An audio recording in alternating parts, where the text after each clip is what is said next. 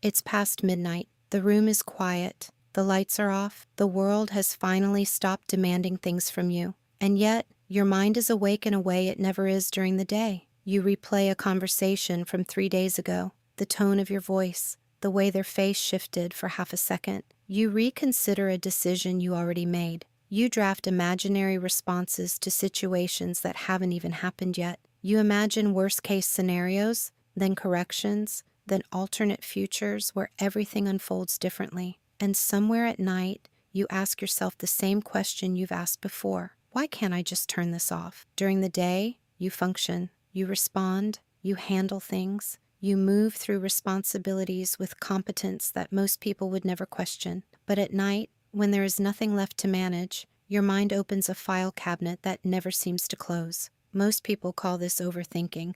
They say you worry too much, that you're too sensitive, that you need to let things go. They suggest meditation apps, stricter routines, less screen time, as if the solution is simply reducing stimulation. But what's happening at night is not random. It's not a flaw in your wiring. It's your mind finally having space. There's a concept in psychology called cognitive load, the total amount of mental effort being used at any given time. During the day, your cognitive load is saturated with external demands: work, social calibration, emotional labor, micro decisions, noise. Even pleasure requires attention. You don't have room to process everything while it's happening, so your mind postpones it. And at night, when the external input drops, the internal backlog begins to surface. This is not weakness, it's deferred processing. Women who overthink at night often have highly active default mode networks, the neural system associated with reflection,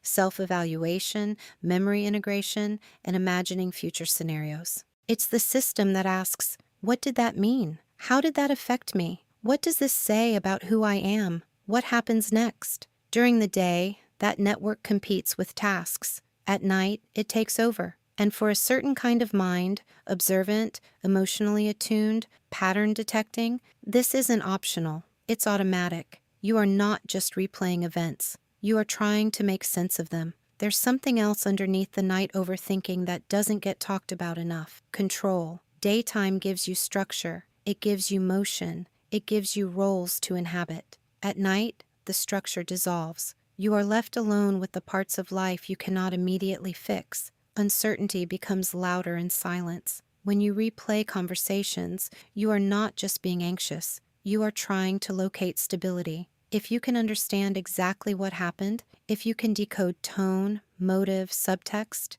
then maybe you can prevent future pain. Maybe you can adjust your behavior. Maybe you can avoid rejection, avoid embarrassment, avoid loss. Overthinking is often an attempt to outmaneuver unpredictability, and unpredictability feels especially dangerous to women who learned early that being socially attuned was a form of safety. If you grew up in environments where mood shifted quickly, where approval mattered, where subtle cues determined whether things felt calm or tense, your brain became excellent at scanning, at anticipating, at recalculating.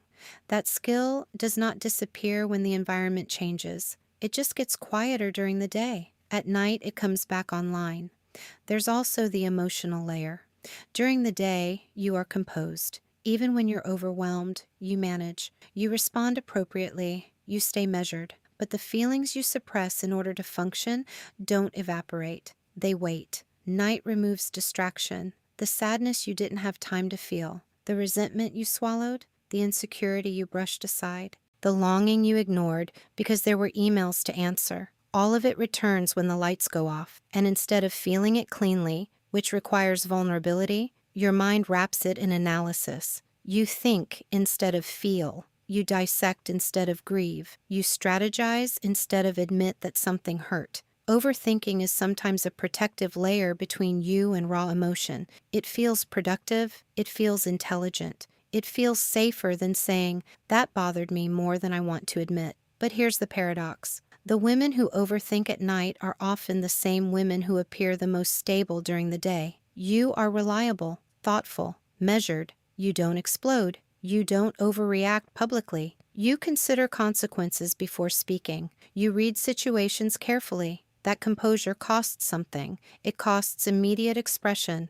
So the processing shifts into private hours. Psychologists sometimes describe rumination as maladaptive repetition, but there's a difference between destructive rumination and integrative reflection. Destructive rumination loops without resolution. It feeds anxiety, it magnifies threat. Integrative reflection eventually clarifies something, it leads to insight. It connects past and present. The problem is that at 1:30 a.m., your brain is tired. The parts responsible for emotional regulation are less active.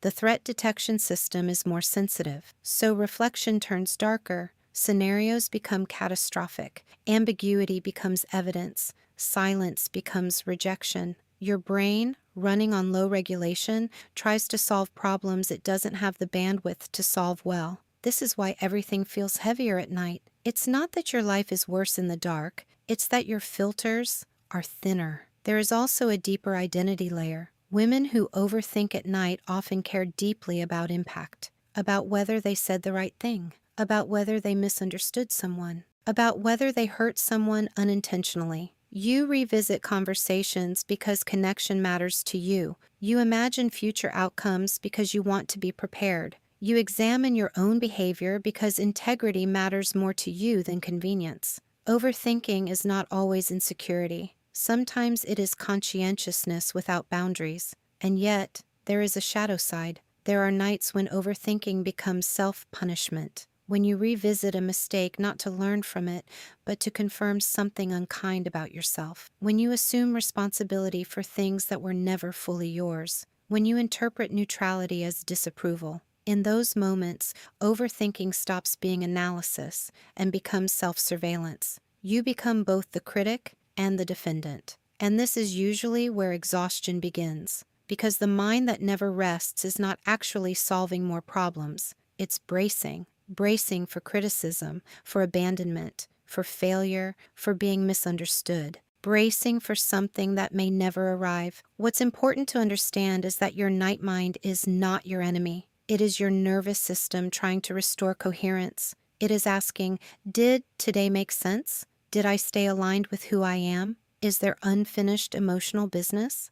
The issue is not that you think. It's that you try to resolve everything in one sitting. Integration doesn't happen under pressure. It happens with gentleness. There is a difference between asking, what can I learn from this? And demanding, why are you like this? The women who overthink at night are rarely careless people. They are usually careful ones. Careful with words, careful with tone, careful with responsibility, careful with future planning. The same mind that keeps you up is the mind that allows you to anticipate needs, navigate complexity, and protect what matters to you. The goal is not to erase that mind. It's to teach it that not every ambiguity requires immediate resolution. Not every silence is a verdict. Not every possibility is a prediction. And not every uncomfortable feeling needs to be solved before morning. Sometimes night thinking is simply the mind's way of metabolizing the day. Sometimes it is grief asking for attention. Sometimes it is anxiety rehearsing control.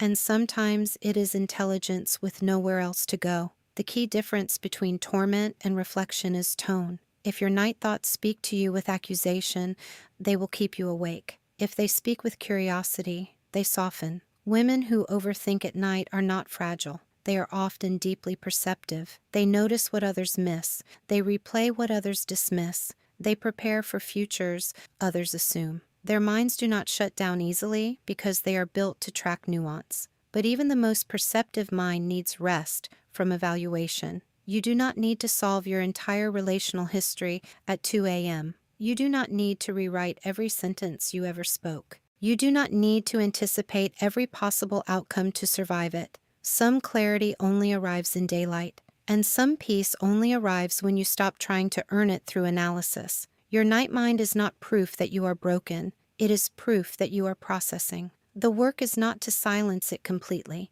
It is to recognize when thinking turns from understanding into self-protection, and to gently tell yourself, this can wait, morning will come. And not everything has to be solved in the dark.